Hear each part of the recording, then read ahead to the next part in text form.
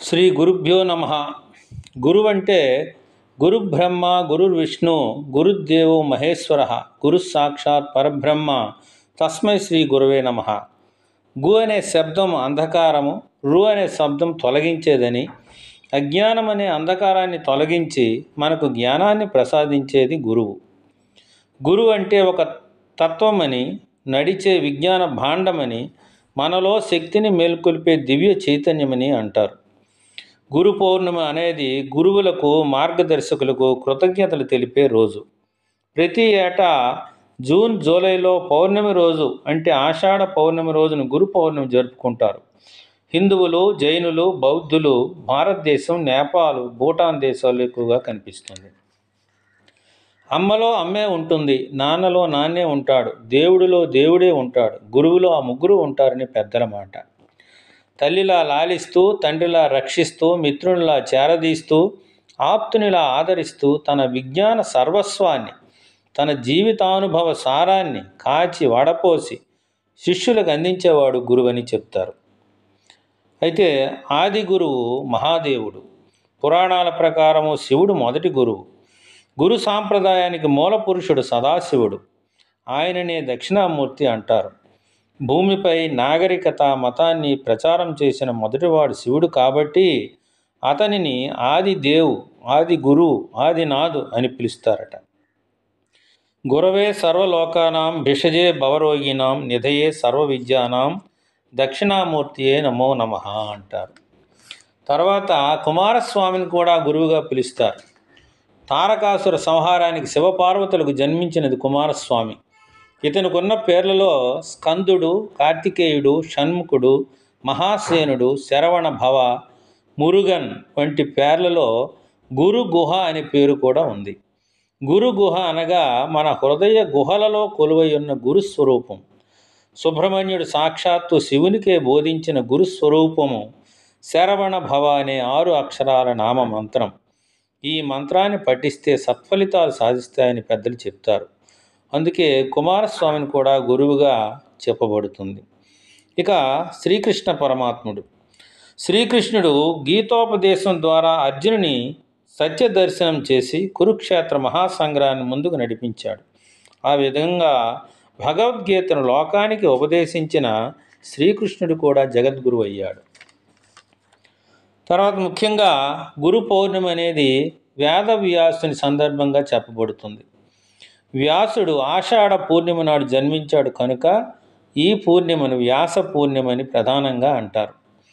ఇతనిని కృష్ణద్వైపాయనుడు, బాదరాయణుడు, పరాశరాత్మజుడు వేదాలను విభజించి వేదాధ్యాయాన్ని తరతరాలుగా నిలిచేలా చేసినవాడు కనుక వేదవ్యాసుడని, బ్రహ్మసూత్రాలు, మహాభారతం, శ్రీమద్భాగవతం, 18 పురాణాల వంటి విశేష సాహిత్యాన్ని రచించిన గొప్ప గురు మహర్షినే వేదవ్యాసులు అంటారు. శ్రీమన్నారాయణుడే వేదవ్యాసుడని చెప్పబడుతుంది. వ్యాసాయ విష్ణురూపాయ వ్యాసరూపాయ విష్ణువే నమో వై బ్రహ్మ నిధయే వాసిష్ఠాయ నమో నమః అంటారు. ఇక ఎందరో గురువులు ఉన్నారు. గురువు యొక్క గురువుగా శ్రీ దత్తాత్రేయ స్వామిని పూజిస్తారు. అలాగే వేద జ్యోతిష్ శాస్త్రంలో బృహస్పతిని గురువుగా కొలుస్తారు. వేద గ్రంథాల ప్రకారం శ్రీ ఆదిశంకరాచార్యుల్ని జగద్గురువుగా పూజిస్తారు.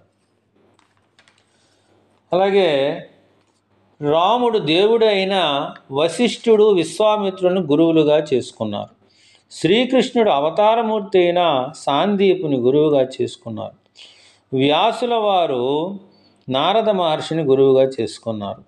ఇక శుక్రాచార్యులు, ద్రోణాచార్యులు, కృపాచార్యులు, గర్గాచార్యులు, రామానుజాచార్యులు, మధ్వాచార్యులు, నింబార్కాచార్యులు, గౌతమ బుద్ధుడు, మహావీరుడు, శ్రీ వీరబ్రహ్మేంద్ర స్వామి వంటి వారు ఎందరో గురువులుగా కీర్తించబడ్డారు. ఇక 20వ శతాబ్దపు ఆధ్యాత్మిక వేత్త మరియు సాధు అయిన శ్రీ షిరిడీ సాయిబాబా గారు కూడా గురువుగా కొనియాడబడుతున్నారు. 1918లో మహాసమాధి పొందారు. వారిని గురువుగా భావిస్తూ అనేక చోట్ల గురు పౌర్ణమి నాడు వివిధ కార్యక్రమాలు చేస్తారు. ఇలా ఎందరో గురువులు ఎంతోమందికి సత్యము, ధర్మము, అహింస, ప్రేమ, నీతి వంటి అంశాలను బోధిస్తూ సన్మార్గంలో నడిపించడానికి దోహదపడుతూనే ఉన్నారు. ఇక గురువులనే దైవంగా భావించి వారు కోరిన గురుదక్షిణ ఎంత కష్టమైనదైనా ఇచ్చి కీర్తి గడించిన శిష్య శిఖామణులు ఎంతోమంది ఉన్నారు. అందులో ఆరుని, ఉపమన్యు, ఉదంకుడు, ఏకలవ్యుడు, అర్జునుడు వంటి వారు చెప్పుకోబడతారు. అయితే వ్యాస పూర్ణిమ నాడు మనం ఏం చేయాలి అంటే, గురువు దగ్గర జ్ఞానాన్ని సంపాదించినటువంటి మనం గురువుకు కృతజ్ఞతగా చేసే ఈ పూజ మనం చేసుకునే పండుగల్లాగే ముందు గృహశుద్ధి, దేహశుద్ధి చేసుకొని పూజా మందిరంలో మీ ఇష్టదైవం శ్రీ శివుని కానీ విష్ణువుని కానీ ఫోటోలు, తర్వాత వ్యాసుల వారి ఫోటో, కొందరు శ్రీ దత్తాత్రేయులు, శ్రీ షిరిడీనాథుని ఫోటోలు పెట్టి షోడశోపచార పూజలతో నిర్వహించి గురు మంత్రాలతో జపిస్తారు.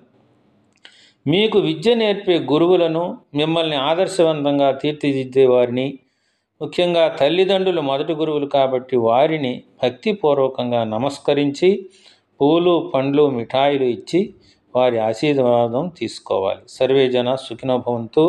ఈ వీడియో మీకు నచ్చితే లైక్ చేయండి, షేర్ చేయండి, సబ్స్క్రైబ్ చేయండి.